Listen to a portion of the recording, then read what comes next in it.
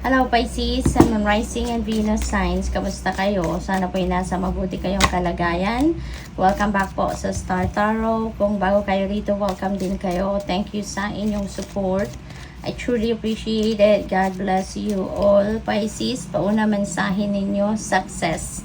Ayan, so mayroong guaranteed, no, na tagumpay sa inyo rito. Kung ano man itong pinagkakaabalahan ninyo, ano man itong pinagsisikapan at pinag-e-effortan ninyo, no, most likely ito yon yung magtatagumpay kayo. Kasi kung ano man tong wino-work out ninyo sa ngayon, ano, maaring ito yung pagtatagumpayan ninyo sa ngayon. Kaya congrats to that. We have the energy of the bird perch. Sabi dito, waiting for news. So, meron kayong mga balitang hinihintay. Maaaring related yan sa mga, ano ninyo, siguro may mga bagay kayo na pina-follow up, mga papeles, may mga transactions, siguro kayo na pina-follow up ninyo at maaaring ito yung mga balitang paparating. Baka approve na, or baka marirelease na, yung mga ganon. Maaari din may hinihintay ang iba sa inyo na bagahe, package, no? Malaki, maliit, sulat, documents, no? So, maaaring mga ganon. We have news is on the way. Ayan. So, see kung ano man itong hinihintay ninyong balita. Pisces, guaranteed, no? Paparating. Paparating na yung balitang hinihintay ninyo, yung balitang ine-expect ninyo. We have 3 affairs with your family. Ayan, so maybe meron kayong mga pinagkakaabalahan, no, sa ngayon, and those are related to your pamilya. Maaaring ito ay baka merong mga okasyon, ano, sa inyong pamilya na gaganapin, at maaaring ito yung ano ninyo, ito yung pagkakaabalahan ninyo sa ngayon. Maaaring ito yung extrang kukuha ng inyong panahon. What else? We have heart, love, deep affection and caring. Ayan. So, napaka, ano ninyo siguro ngayon, napaka loving, napaka mapagmahal ninyo ngayon, maasikaso. So, maybe you are, since it's love month, diba? It's February. So, siguro, ito yung time ninyo para bumawi, no? Kung dati, siguro, lagi kayong pagod, lagi kayong busy, wala kayong panahon to express your affection, your pag-aalaga sa kung mga mahal ninyo sa buhay, siguro ngayon babawi kayo at gagawin ninyo yan, no? What else? We have beetle. Wow, good fortune, may swerte ninyo, meron kayong swerteng paparating. Maybe you are suswertehin sa pera, suswertehin sa negosyo, sa trabaho, sa pamilya, sa relationships, no? It could be in any area of life, no, na good fortune na ito. What else? We have eagle, triumph over troubles and obstacles. Ayan. So, may tagumpay kayo, diba? This is also your tagumpay. Pero yung tagumpay na to could be related doon sa mga problema, sa mga obstacles. So, siguro mahahanapan nyo na ng lusot. You're going to find a way out, no? Or you're going to solve the problems, yung ganon. At maaaring yung success na to could be success doon sa mga trabaho ninyo, no? Sa mga pinagkakabalahan ninyong sa career, negosyo, finances, mga ganon.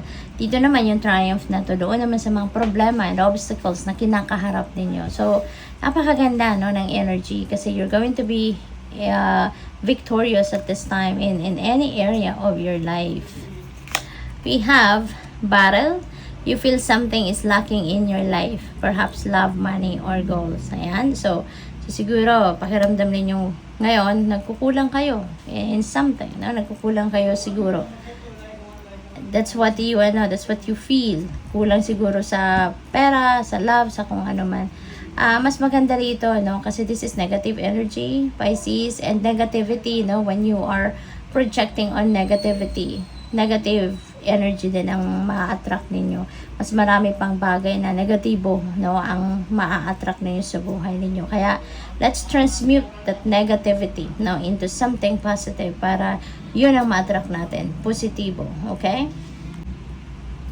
So what else? We have seahorse, family matters. Ayan, so affairs with the family matters. So meron talaga kayong pinagkakaabalahan related, no, sa family. Baka yung sarili ninyo itong pamilya, or baka yung pamilya mo ito kasama ng mga magulang mo, ng mga kapatid mo, no? So maaaring meron kayong inaasikaso. Maaaring meron kayong pinagkakaabalahan sa ngayon, mga bagay-bagay, no, related sa inyong pamilya.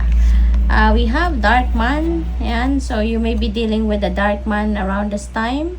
Maaari din na meron kayong relationship with this dark man, no? So this could be anyone. Baka asawa ninyo to, boyfriend, no? Manliligaw.